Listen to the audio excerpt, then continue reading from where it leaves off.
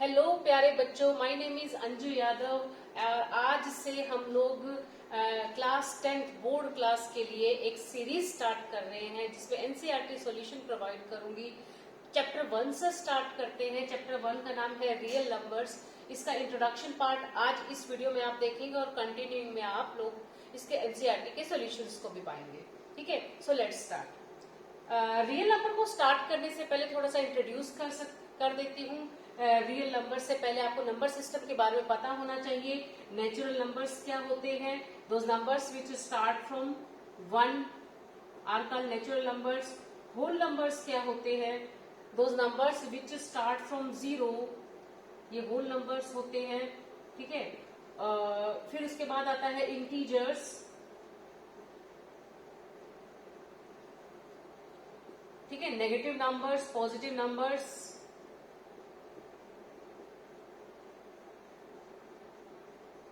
These are called integers. उसके बाद हम रैशनल नंबर्स पढ़ते हैं। रैशनल नंबर्स क्या होते हैं? दो तरह से मैंने क्लास 9 के नंबर सिस्टम में ये सारी चीजें बहुत अच्छे से एक्सप्लेन की है। आप जाके वो प्लेलिस्ट देखिए, क्लास 9 नंबर सिस्टम का इंट्रोडक्शन, उसमें हर एक नंबर को बहुत अच्छे से एक्सप्लेन किया है। यहाँ थोड़ा शॉर्ट में लेंगे क्योंकि यहाँ 10th के अकॉर्डिंग पढ़ाएंगे, रियल नंबर पे ज्यादा फोकस करेंगे। तो रैशनल नंबर्स कौन से होते हैं? रैशनल नंबर्स दो तरह से लिखे जाते हैं। जैसे फॉर एग्जाम्पल मैंने लिख दिया 1/2। इसको और किसी फॉर्म में कैसे लिखेंगे? 0.5। और रैशनल नंबर के एग्जाम्पल रखिए, जैसे आप 0.3 बार, ये भी एक रैशनल नंबर है, बार आ गया। एक और तरीके से लिखा जा सकता है 0.1666 dot dot dot.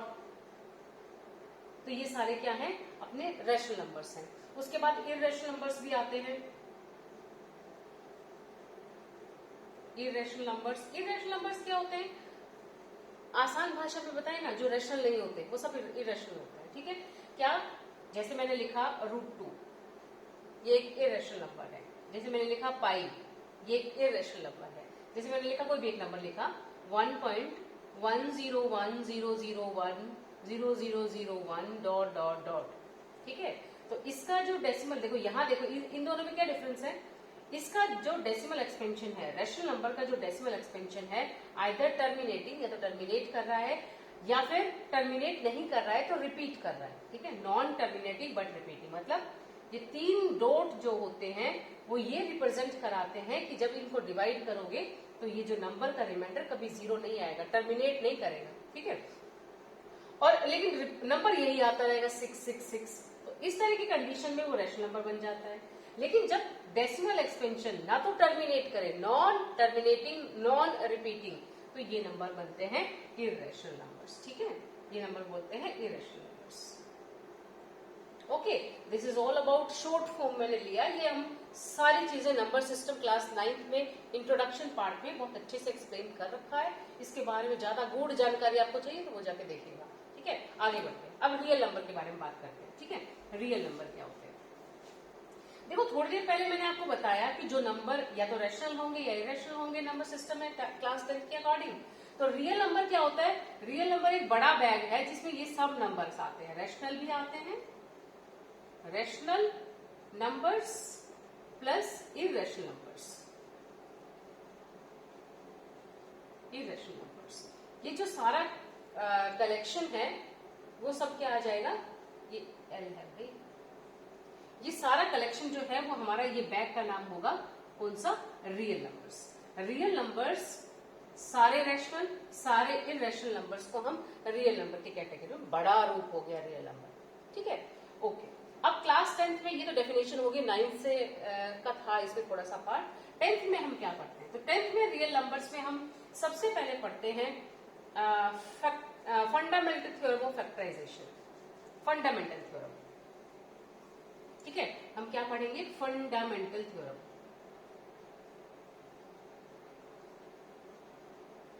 Fundamental theorem. पहले थोड़ी सी टर्म्स समझा देती हूँ, फिर इस थ्योरम को एक्सप्लेन करेंगे। ठीक है, टर्म्स क्या आती है? क्लास 6th में आपने कुछ नंबर्स की टाइप पढ़ी होगी। जैसे फॉर एग्जांपल प्राइम नंबर पढ़ा होगा। प्राइम नंबर कौन से होते हैं? कौन से होते हैं प्राइम नंबर? पहले एग्जांपल देती हूँ, फिर इसकी क्वालिटी बताऊंगी। 2, 3, 5, 7, बहुत सारे। क्लास 10th के बच्चे को 1 से 100 तक के प्राइम नंबर पता होना चाहिए। 1 से 10 के बीच में कितने आते हैं, अगले 11 to 20 के बीच में कितने आते हैं, 1 से 50 के बीच में कितने आते हैं। तो क्लास 6 में चैप्टर 3 में ये सारी डिटेल्स दे रखी है, आप वहां से जाके एनसीईआरटी बुक से इसको फॉलो देख सकते हैं। ठीक है, अभी वो छोड़ते हैं। ये देखिए प्राइम नंबर, ये सब प्राइम है। ठीक है, ये सब प्राइम है। प्राइम नंबर क्या है, क्या डेफिनेशन है इसकी, ऐसे नंबर्स जिनके एग्जैक्टली, आपको डेफिनेशन याद नहीं करनी, आपका दिमाग में होनी चाहिए, एग्जैक्टली कितने फैक्टर्स हो, 2 फैक्टर्स, एग्जैक्टली 2 फैक्टर्स। मतलब अगर मैं 2 को देखूं, फैक्टर समझते हैं ना आप क्या होते हैं, 2 के फैक्टर बनाऊं, ऐसे कौन कौन से टेबल है जिसमें 2 आता है। तो एक तो 1 के टेबल में तो सब आते हैं, 1, एक एंड द नंबर इटसेल्फ, दो ही फैक्टर बनेंगे, या तो नंबर खुद या 1। ऐसे नंबर्स जिनके एग्जैक्टली 2 फैक्टर्स है, आइदर 1 और the number itself, that is called a prime number. 2 is a prime number. अच्छा, 2 की एक और खासियत है, पता है आपको, 2 इज ओनली इवन प्राइम। एक ऐसा नंबर जो इवन नंबर भी है और प्राइम नंबर भी है, वो सिर्फ 2 है, और सारे इवन नंबर जो है वो प्राइम नंबर नहीं है।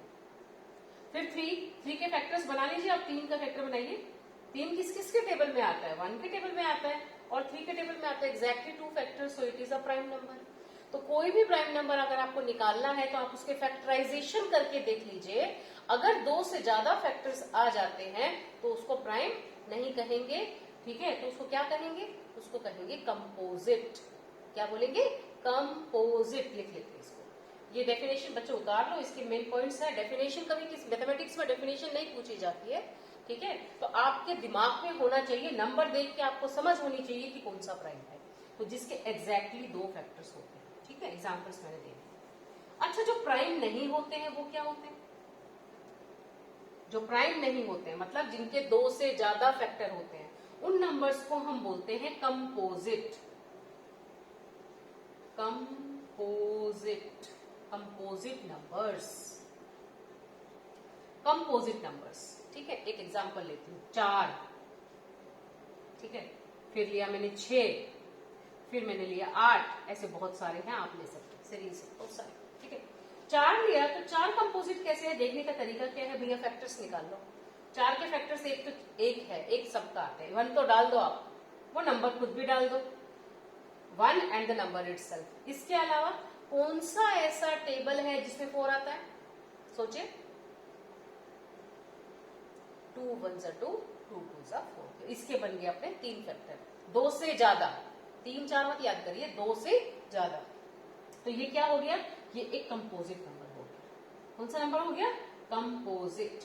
तो ये आपको पता होना चाहिए, प्राइम नंबर क्या होते हैं, कंपोजिट नंबर क्या होते हैं। ठीक है, अगर आपको ये दोनों चीजें पता है तो आपको फंडामेंटल थ्योरम समझ में आएगा। ठीक है, इसको नोट कर लीजिए, कंपोजिट नंबर। अच्छा, एक और चीज बताती हूँ आपको, 4 is the smallest composite number.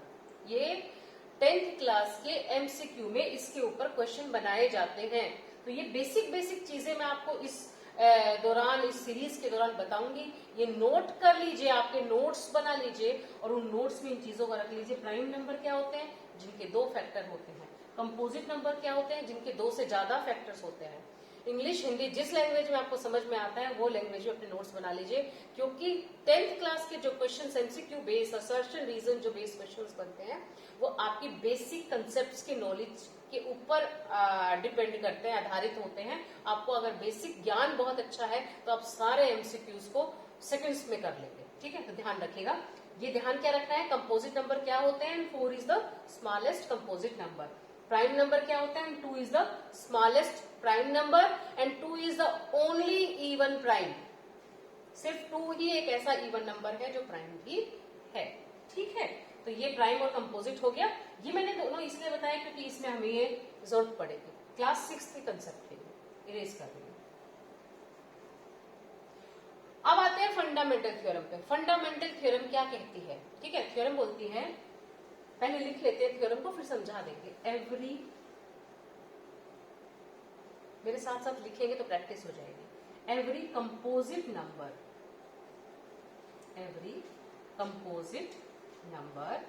can be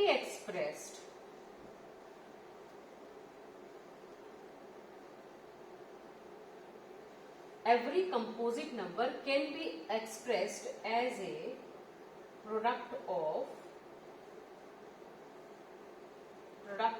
prime numbers. ठीक है, this factorization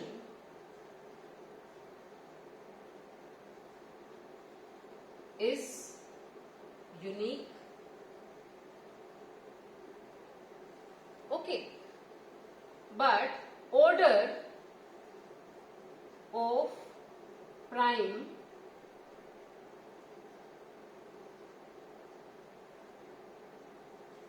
can be any. Order of the prime can be any. अच्छा क्या है? Every composite number can be expressed as a product of prime number. This factorization is unique and order of prime can be any. ठीक है, अब इसका मतलब क्या है? फंडामेंटल थ्योरम हमने लिख ली, आप नोट कर लीजिए, बुक में भी इसका एग्जैक्ट डेफिनेशन लिखा हुआ है, एक दो अक्षर इधर उधर हो जाए तो किताब से भी देख लीजिएगा। कहानी का मूल मंत्र क्या है, ये तो बुक में भी लिखी हुई है, बुक में से भी हम लर्न कर सकते हैं, समझ में चीजें आनी चाहिए, इसको इसके वर्ड्स को देख लीजिए। अब मैं इसको एक्सप्लेन करके बताती हूँ, ठीक है।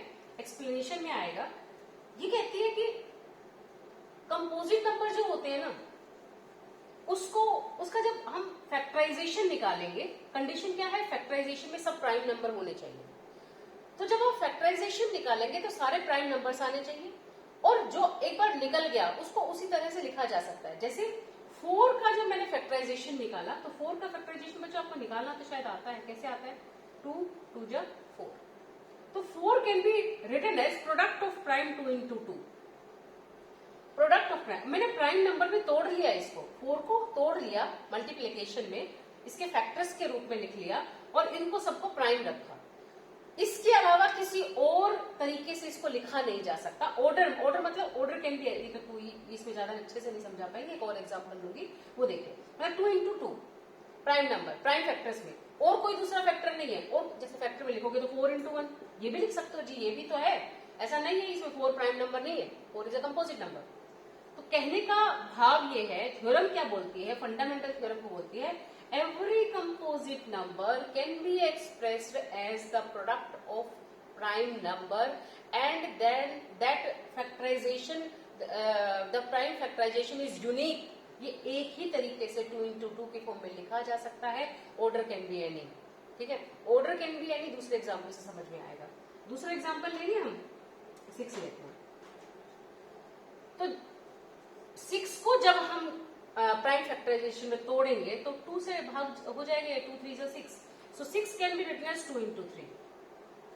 Every composite number can be written as the product of the prime number, दोनों प्राइम नंबर है।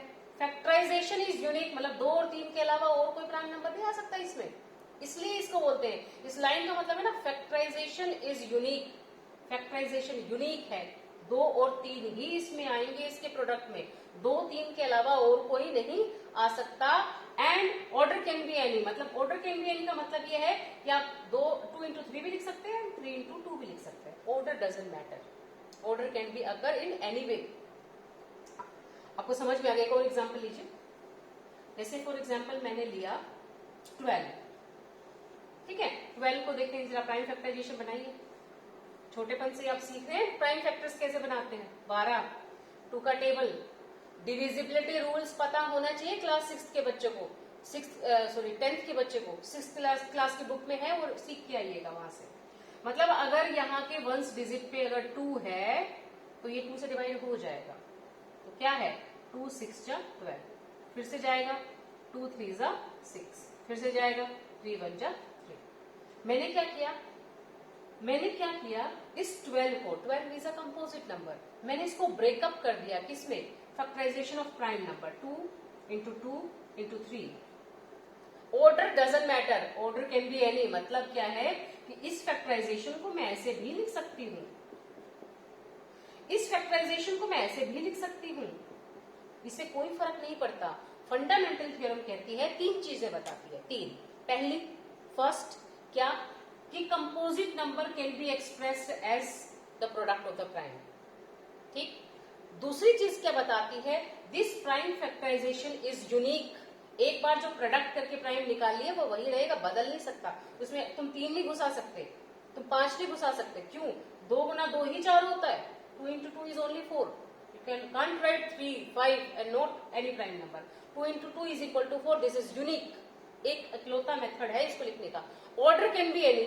ऑर्डर कैन बी एनी का मतलब क्या बना, जैसे इसमें देखिए 2 into 3, 3 into 2। 12 को लिखा 2 into 2 into 3, 3 into 2 into 2, कैसे भी लिख सकते हो आप, लेकिन सारे नंबर्स इसमें प्राइम होने चाहिए। और अगर आपने एक बार उसको लिख लिया तो वो यूनिक तरीका है, किसी और वे से नहीं लिखा जा सकता है। ये आपकी फंडामेंटल थ्योरम। ठीक है। इंट्रोडक्शन पार्ट में मैंने आपको रियल नंबर के बारे में थोड़ा सा इंट्रोड्यूस करके बताया।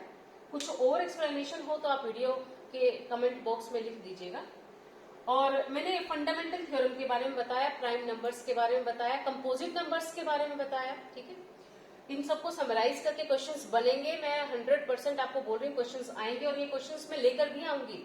प्रीवियस बोर्ड ईयर क्वेश्चंस भी आफ्टर द चैप्टर हम उसका एक वीडियो बनाएंगे जिसमें एमसीक्यूज और इस चैप्टर से रिलेटेड कितने पिछले 5 साल के पेपर्स में आया है, तो वो आप देखते रहेंगे तो आपको सारा मटेरियल मिल जाएगा।